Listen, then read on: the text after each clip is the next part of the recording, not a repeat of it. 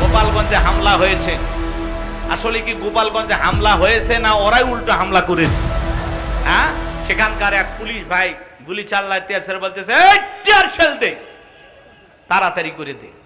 আবার যুবকের আবার এটা এডিট করিয়া ভাইরাল করে দিয়েছে যে জিল্লু মাল দে। আজ হোক কাল হোক নমরুদ ফিরাউনের মতো এই সমস্ত জালেমেরা ধ্বংস হবে। কথা বলে ঠিক কিনা? আজ তাকায় দেখেন কাশ্মীরে মুসলমানের রক্ত নিয়ে জালেমেরা খেলা করে। চীনের উইঘুরে মুসলমানদেরকে উলঙ্গ করে হত্যা করা হয়। আজও চীনের বিভিন্ন শহরে মুসলমানদের মসজিদগুলো ভেঙে দেওয়া হয়। আজও ভারতে গরুর গোশত খাওয়ার অপরাধে মুসলমানকে হত্যা করা হয়, মুসলমানকে দড়ি দিয়ে বেঁধে পিটানো হয়। কথা বলেন, বাংলার ভূখণ্ডে যারা রাজত্ব টিকানোর জন্য, ক্ষমতা টিকানোর জন্য মুসলমানের উপর নির্যাতন ও জুলুম করেছিল, যাদের হাতে মুসলমানের রক্ত লেগেছিল, আজকে কি তারা ক্ষমতার চেয়ারে বসে আছে? নাই। কথা বলেন না কেন? বিগত সরকারের পতন হওয়ার পিছনে সবচেয়ে বড় কারণ হলো আলেমদের গায়ে হাত দেওয়া। কথা বলেন ঠিক কিনা? মিথ্যা মামলা হামলা দিয়ে আলেমদের জেলখানায় বন্দী করেছিল, ফাঁসির দড়িতে ঝুলিয়েছিল। নিরপরাধ ইমাম মুয়াজ্জিন আযান দেয় ইসলামী আন্দোলন করার কারণে তাদেরকে মিথ্যা মামলা দিয়ে জেলখানায় বন্দী করেছিল। অন্ধ মানুষকে পর্যন্ত গাড়ি পোড়ানোর মামলা দিয়েছিল। এত মিথ্যা কথা যারা বলেছিল, আজকে কি ক্ষমতার চেয়ারে আছে? ক্ষমতার চেয়ার থুয়ে পালিয়ে গেছে। কথা কোন ঠিক কিনা? এমন ভাবে পতন হয়েছে, দেশের প্রধানমন্ত্রী থেকে শুরু করে ইউনিয়ন পর্যায়ে নেতা কর্মী পর্যন্ত পালিয়ে গেছে। ডাক্তার, ইঞ্জিনিয়ার, শিক্ষক বলেন, এমনকি মসজিদের খতিবও পালিয়ে গেছে। এমন ইতিহাস পৃথিবীর জমিনে আর নাই। কথা বলেন ঠিক কিনা? তারাও বড় বড় কথা বলতো, পালাবো না, হারাবো না। আমরা বলেছিলাম ম্যাডাম পদত্যাগ করেন। আল্লাহ বলে কিসের পদত্যাগ? এরা যে অন্যায় অপরাধ করেছে, শুধু পদত্যাগ না, আমি আল্লাহ এদেরকে দেশ ত্যাগ করতে বাধ্য করব। ইন্না বাতশা রাব্বিকা লাশাদীদ, আল্লাহর পাকড়াও বড় কঠিন। আল্লাহ ধরে না, যেদিন ধরবে মামু বাড়ি দিল্লি গিয়ে পড়বে। কথা বলেন ঠিক কিনা? এই কথাগুলো বলে অনেকে রাগ করে, বুঝেন নাই? বাস্তবতা একটু হালকা বলা দরকার। আমি খুব বেশি বলবো না। কষ্ট পাচ্ছেন? যে ম্যাডাম এত বড় বড় কথা বলতে, উনি কি আছে? বলেন আছে? নাই। কিন্তু মাঝে মাঝে ওনার কল রেকর্ড ফাঁস হয়। বলেন না কেন? বলে আমি দেশের কাছে আছি, শর্ট করে ঢুকবো। তো ঢুকবে নিতে বের হলেন কেন? আর আপনার যাওয়ারই কি দরকার ছিল? কথা বলেন না কেন? আপনার লক্ষ লক্ষ নেতা কর্মী ছিল, আপনার অনুসারী কম ছিল না। আপনি কেন দেশ ত্যাগ করলেন? যদি আপনি পদত্যাগ করে জেলেও যাইতেন, তাও এই দেশের মানুষ শান্তিতে থাকতো, আপনার নেতা কর্মীও শান্তিতে থাকতো। এই জন্য আমি আপনাদেরকে বলি, মনে রাখবেন, মহিলাদের রাগ বেশি। দেখেন না, মাঝে মাঝে স্বামীর সাথে ঝগড়া করে, রাগ করে বাপের বাড়ি চলে যায়। কথা কর না কেন? এই জন্য সাবধান। আগামীতে যাই হোক, এই দেশের প্রধানমন্ত্রী আর কোন নারীকে বানানো যাবে না। আগামীতে এই দেশের প্রধানমন্ত্রী হবে পুরুষ। কথা বলেন ঠিক কিনা? কারা কারা আগামীতে পুরুষ প্রধানমন্ত্রী চান? দুই হাত তুলে আল্লাহকে দেখান। আল্লাহর কাছে দোয়া করেন, আল্লাহ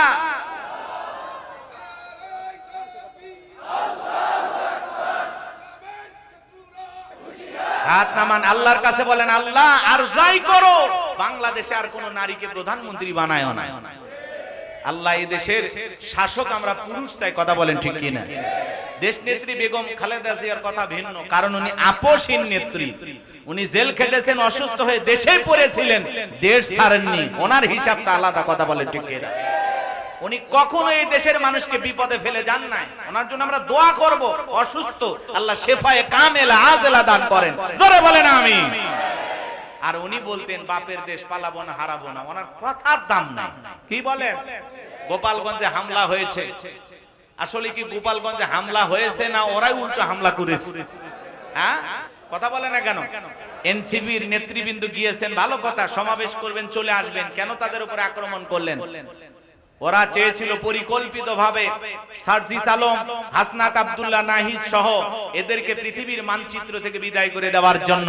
কিন্তু এই টকবকে যুবকদের কারণে কিন্তু বাংলাদেশ আমরা নতুন ভাবে স্বাধীন করতে পেরেছি। কথা বলে ঠিক কিনা?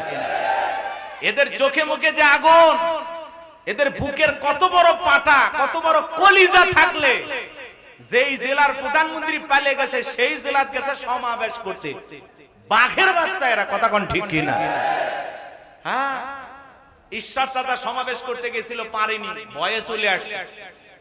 অনেক বড় বড় নেতা ভবিষ্যতে মানে বিগত বছরগুলোতে যাওয়ার চেষ্টা করেছিল, পারে নাই, কিন্তু এরা গোপালগঞ্জের মাটিতে পা দিয়েছে। আর এই গোপালগঞ্জে আপনারা দেখেছেন প্রশাসনের নীরব ভূমিকা, তারপরে আমরা দেখেছি কিছু প্রশাসনের ভাইরা সহযোগিতা করেছেন তাদেরকে সেখান থেকে নিরাপদে বের হওয়ার জন্য, কথা বলে ঠিক কিনা?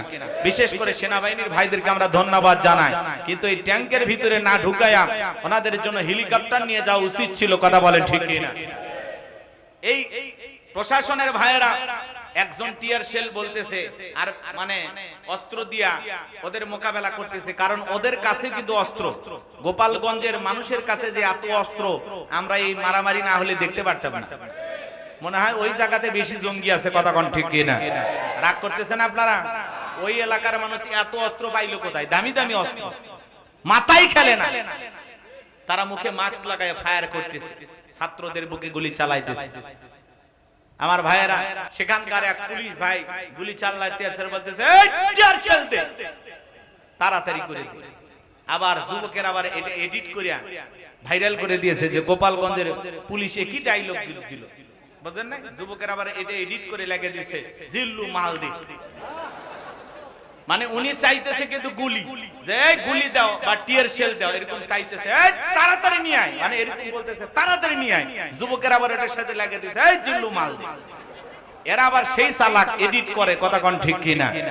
প্রশাসনের ওই ভাইয়ের এই ডায়লগটা ভাইরাল হয়ে গেছে সোশ্যাল মিডিয়ায়, আপনারা দেখেছেন। এআই অ্যাপস নামছে, এটা দিয়ে তো আরো জাতিকে উলঙ্গ করে ছাড়তেছে, কথা কোন ঠিক কিনা? মানে যা ইচ্ছা তাই বলতেছে, কথা কোন না আপনারা? এআই অ্যাপস এটা জঘন্য একটা অ্যাপস। বিশেষ করে মা বোনেরা সোশ্যাল মিডিয়াতে ছবি ছাড়া থেকে বিরত থাকবেন, কারণ এই অ্যাপসের মাধ্যমে আপনাকে নগ্ন ছবি দিয়ে ব্ল্যাকমেল করতে পারে, কথা বলেন ঠিক কিনা? এজন্য মা বোনেরা সাবধান। তো এই যুবকেরা যা করতেছে, যা দেখাইতেছে, জাতি অবাক হয়ে যাচ্ছে।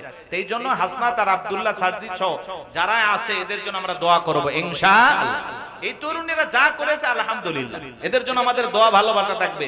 জুলাইয়ে যারা শহীদ হয়েছে, রক্ত দিয়েছে, 4 বছরের শিশু থেকে 70 বছরের বৃদ্ধ মানুষ পর্যন্ত রক্ত দিয়েছেন, জীবন দিয়েছেন, শহীদ হয়েছেন।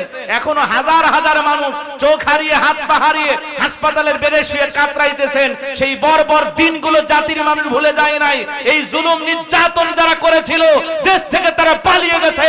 এজন্য মনে রাখবেন, জালেমদের শেষ পরিণতি হলো পরাজয়, মাজলুমদের শেষ পরিণতি হলো বিজয়। মুসলমানের রক্ত নিয়ে খেলা করে পৃথিবীর কোন জালেম ক্ষমতার চেয়ারে টিকে থাকতে পারবে না, পারবে না, কথা বলে ঠিক কিনা?